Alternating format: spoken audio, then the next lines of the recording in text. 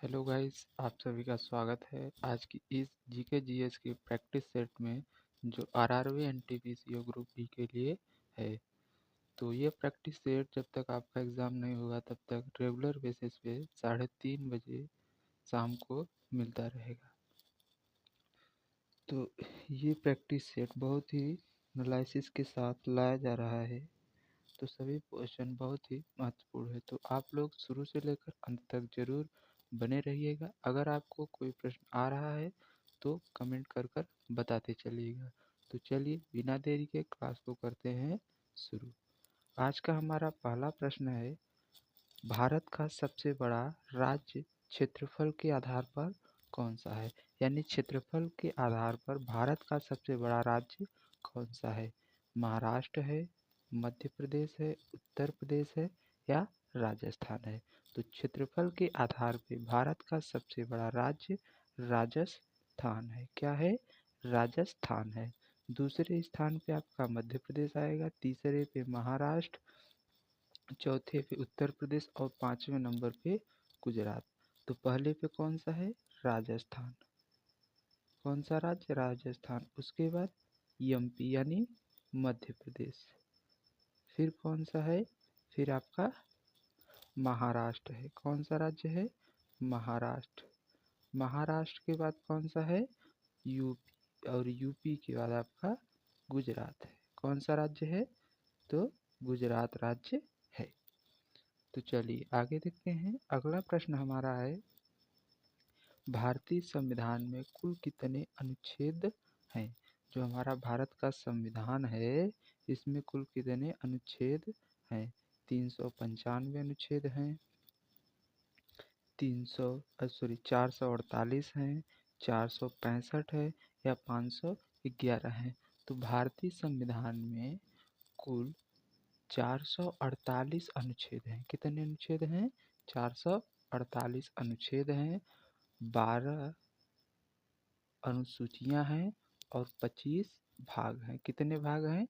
वर्तमान में 25 भाग हैं, 12 अनुसूचियां और 448 अनुच्छेद हैं।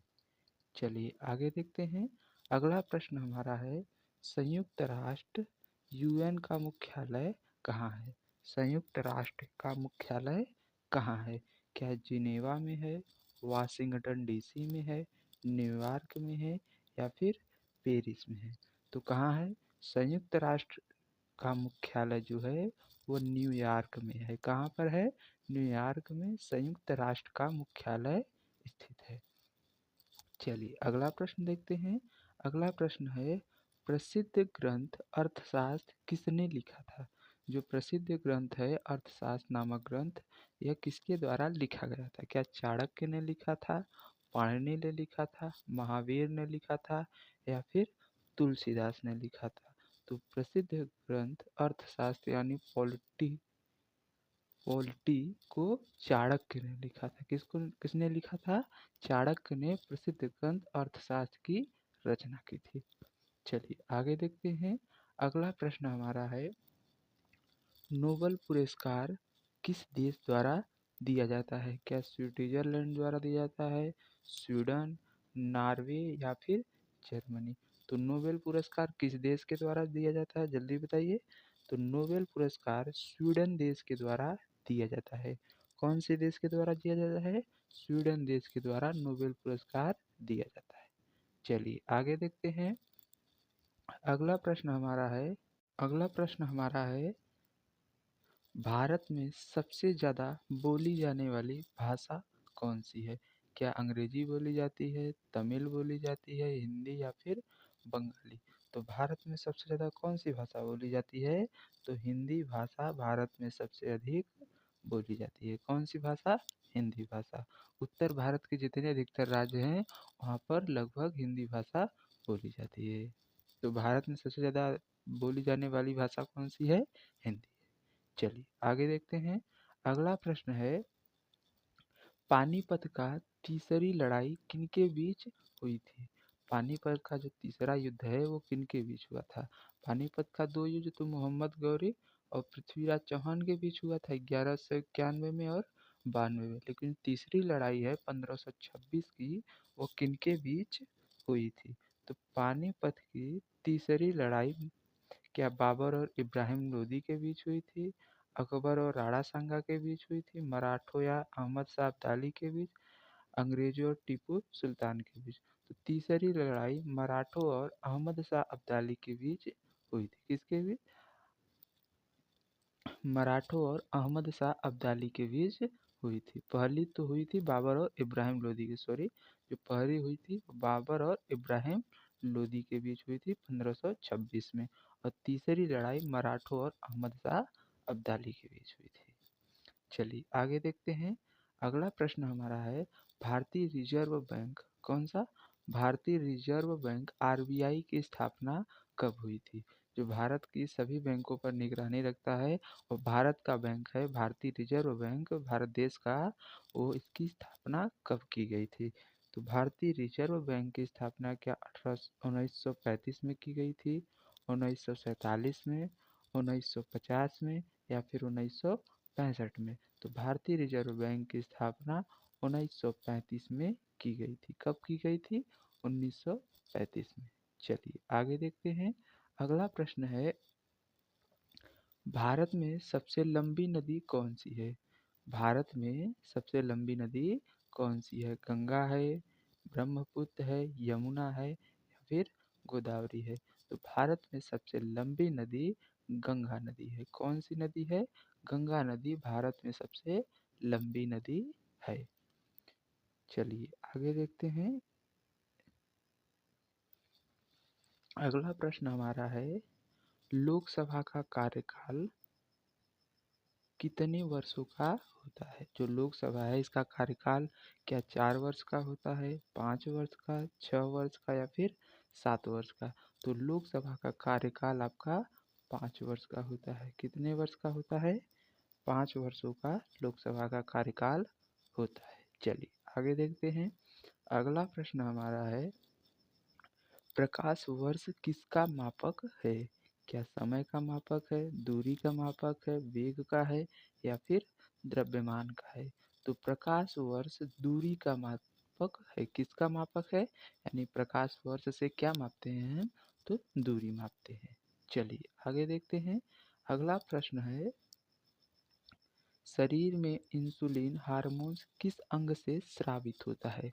जो इंसुलिन हार्मोन्स है यह शरीर के किस अंग से स्रावित होता है या निकलता है? तो शरीर से क्या लीवर से निकलता है, पैनक्रियाज से, हृदय से, या फिर गुर्दा से? तो इंसुलिन हार्मोन्स पैनक्रियाज ग्रंथि से निकलता है। कौन सी ग्रंथि से निकलता है?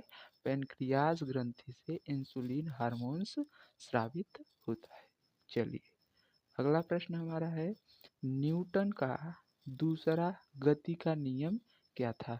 जो न्यूटन का दूसरा गति का नियम था वो क्या था?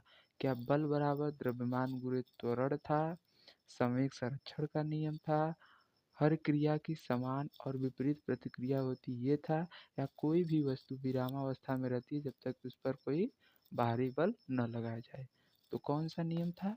तो न्यूटन का दूसरा नियम था बल बराबर द्रव्यमान गुणे त्वरण। क्या? बल बराबर यानी F बराबर m इंटू ए।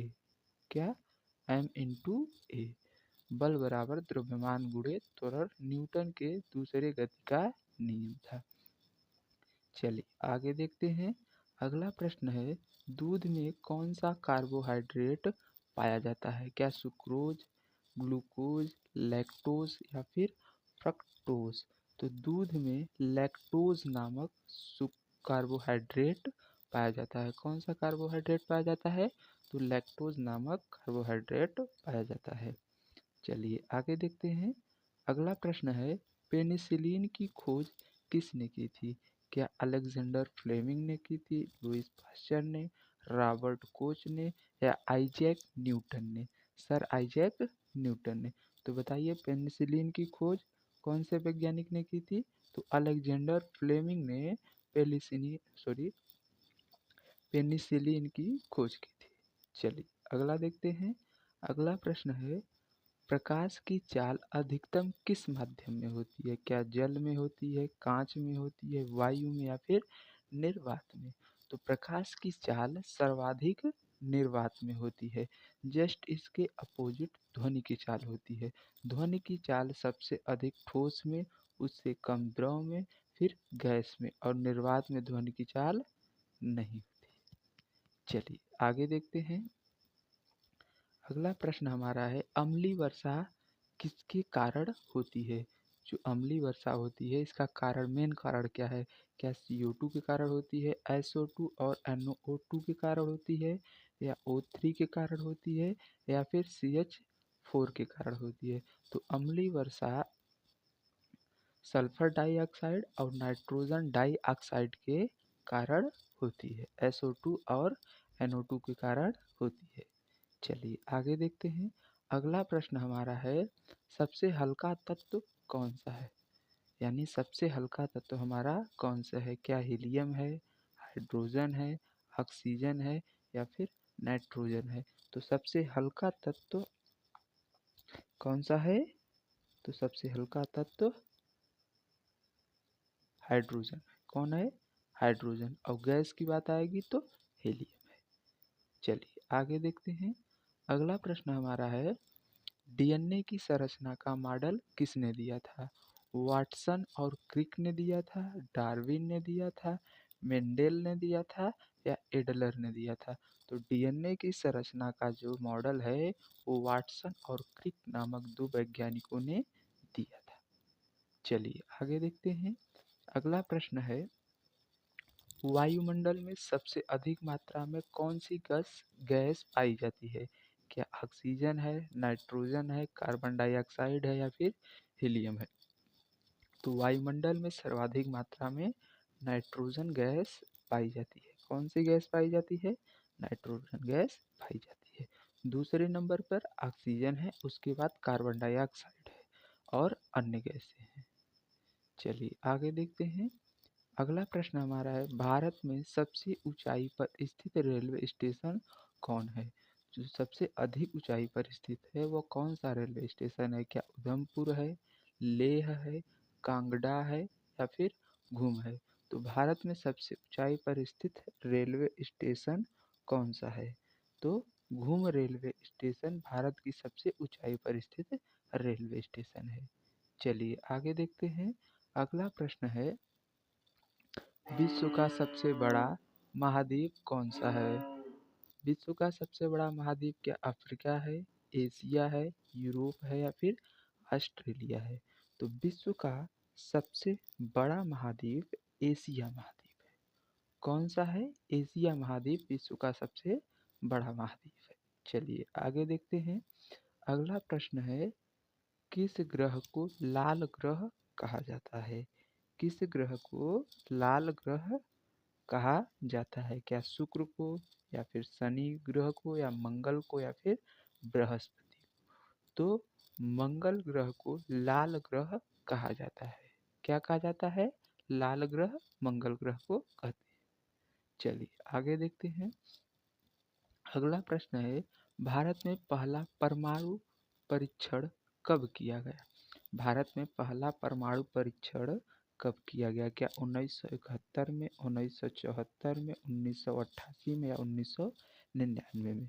तो भारत में पहला परमाणु परीक्षण 1974 में किया गया। कब किया गया? 1974। चलिए आगे देखते हैं। अगला प्रश्न हमारा है, आज का लास्ट प्रश्न, टेलीस्कोप का आविष्कार किसने किया था? जो टेलीस्कोप है इसका आविष्कार किसने किया था? क्या गैलीलियो ने किया था, न्यूटन ने, आइंस्टीन ने, जेम्स वाट ने? तो इस प्रश्न का जवाब आप लोग हमें कमेंट बॉक्स में देंगे। आप लोगों के लिए यह होमवर्क है। तो आशा करते हैं आज की क्लास आप लोगों को समझ में आई होगी।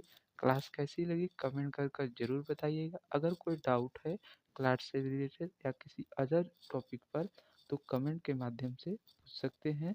नेक्स्ट क्लास में हम उसका जवाब देने का कोशिश करूँगा। तो चलिए मिलते हैं नेक्स्ट क्लास में, तब तक के लिए जय हिंद।